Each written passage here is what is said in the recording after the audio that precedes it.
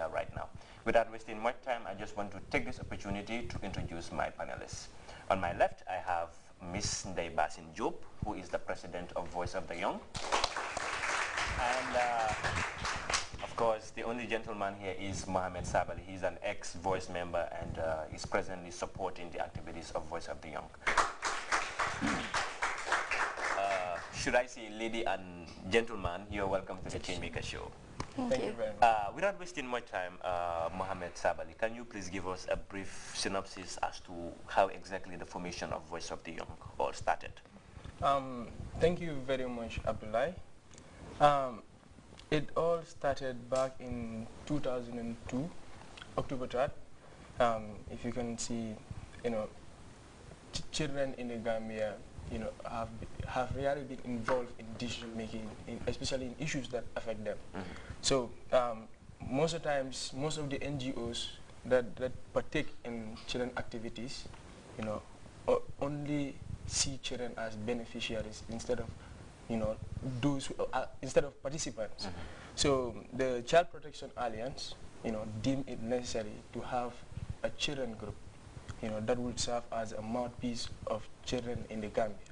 If you can see, children in the Gambia contain half of the population of the Gambia. So, having a group that will represent them in making decisions, especially decisions that affect their lives. So this was one of the main reasons why CPA deemed it necessary to have a children organization. CPA is the Child Protection Alliance, Yeah, it's the Child Protection Alliance. Okay. Yeah, it is an NGO. Okay. So the Voice of the Young is working directly under their auspices. Okay. We would really like to know what are the aims and objectives of Voice of the Young. Well, Voice of the Young, we do focus on different things, anything that has to do with young people. First, our main objective is to create that conducive environment for young people, especially children.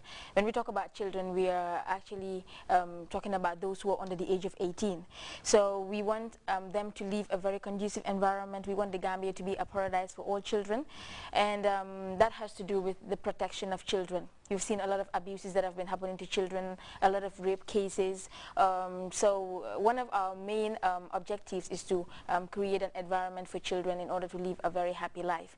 Another thing is to empower our members. We have about 75 members at now in the Greater Banjul area. So we want to empower them, and this is something that we have been doing. I can say all of our members have been empowered. They know issues about child rights. They have a very, very high self-esteem for that matter. Okay, they have confidence in themselves. Talking about empowerment, I believe it's vague. People can be empowered in different ways. Yeah. What kind of empowerment does Voice of the Young as an organization partake, or how do they give, how do they make sure that their members are empowered? Okay, the kind of empowerment that we are actually talking about, it has to do with child rights. We do tell them issues about child rights, responsibilities of children. How can they protect themselves when they're in situations that they cannot understand, like when somebody wants to abuse them? All that has to do with the empowerment. Another thing is like participation. We do empower them in order to be able to participate in decisions that affects them, to take part in things that have to do with the best interest of the child. So these are the things that we train them, leadership skills. We have a lot of things that we do in Voice. Advocacy. The members are actually being trained on different issues that has to do with children, that has to do with the participation of children, the protection of children, in order for them to be tomorrow ambassadors of the Gambia, to be tomorrow real role models, people that others will be looking up to. Okay. Yeah, just to add on to what she was saying, basically one of our main objective too is to inculcate that sense of responsibility in them, so that they can be meaningful children in the society, to their parents and to the nation at large. Yeah. Okay, I will just go back to Sabalis. We would really like to know what are the problems that Voice have been facing. Yeah, right now I will start with now. Some of the problems we're facing is our members and our old-time members. Most of our old members, are not in town. Some of them are out for their studies. So we find it very, very difficult to train the new members, so that they can be used to the environment.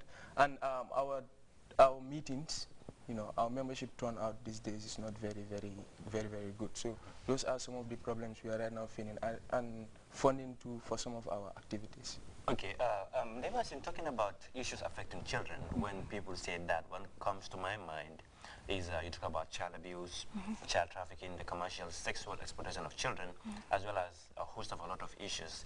And over the years, I'm sure if a lot of people have been watching GRTs, we've been seeing a lot of rape cases all over town. We've seen people who are old enough to be fathers to a girl of 3 or 4 years and raping, that particular child. What is the stance of Voice of the Young when it comes to the abuse of children, but specifically on rape? Okay, Voice have been doing a lot of advocacy. We've been implementing a lot of programs that has to do with fighting against rape cases, fighting against child sexual abuse.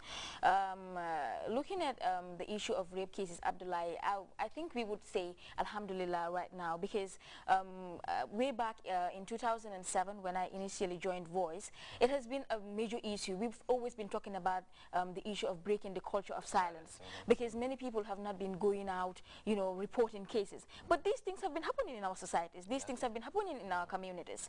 But then, because of the very many activities that Voice have been embarking on, Abdullah, we say Alhamdulillah, because now if you watch TV, you see a lot of rape cases, you see a lot of child sexual abuse cases being reported, because of the very many activities that we've been working on. Especially on the awareness creation. Yeah, the awareness creation side, the advocacy. We've gone on courtesy calls to different ministries. I can even remember the last time that we went to the Chief Defender of Staff to talk to him, like how we can involve the police, how can we involve the soldiers in order to help us, because sometimes they may be in situations wherein children would not be comfortable to talk to them. But how can they create that conducive environment for children to report cases to them?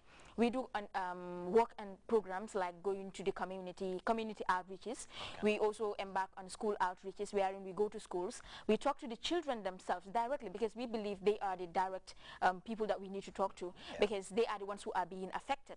The parents as well, they all have a responsibility. So Voice has been working on a lot of activities. We've done a lot in order to break the culture of silence, and thank God a lot of cases have now been shown on GRTS. Every now when you watch the news, every now and then you see cases where the perpetrators being shown on TV, and if you see, most of the times I can say in all cases children are not shown, and that has to do with the right to privacy. If you look at the UNC, protecting their identity, you look at the UNCRC, it's part of it, the ACRWC. So I think Voice has done a lot when it comes to child abuse and rape, and thank God many people have been reporting their cases.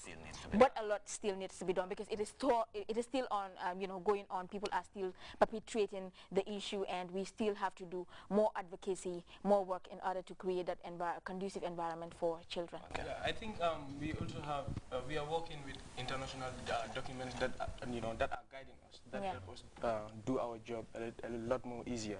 We have the international document, that is the UNCRC and the ACRWC, the African Charter on the Rights and the Welfare of Children, and the United Nations Convention on the Rights and Welfare of the Children. And in the Gambia here, we have the Constitution of the Gambia, the Children's Act, which the 2005, which Voice of the Young, I would say, played a very good role in the enhancement, ensuring that the Children's Act came into force. If you look at all these legal documents, there is a section that talks about rape and child sexual abuse. Looking at the Constitution of the Gambia, it was 14 years imprisonment with a possible fine of $500,000. Now that is for anyone who is caught raping a child. Okay. But is it in 2010 or 2011? We heard it has been changed, that it is now life imprisonment for anyone who is caught raping a child. Wow. So our role as Voice of the Young is to advocate, to create awareness. How we do that is with some of our media programs, our TV programs, our radio programs, and school outreach programs and community sensitization programs. So this is how we do it. Okay. Finally, I will just go back to you. We would like to know how is the organization structured? The structure of the organization. Okay. We have the Child Protection Alliance, which serve as our secretariat. We are working directly under them. When you come down, you have our program officers. Voice of the Young program officers, you have the youth coordinators, you have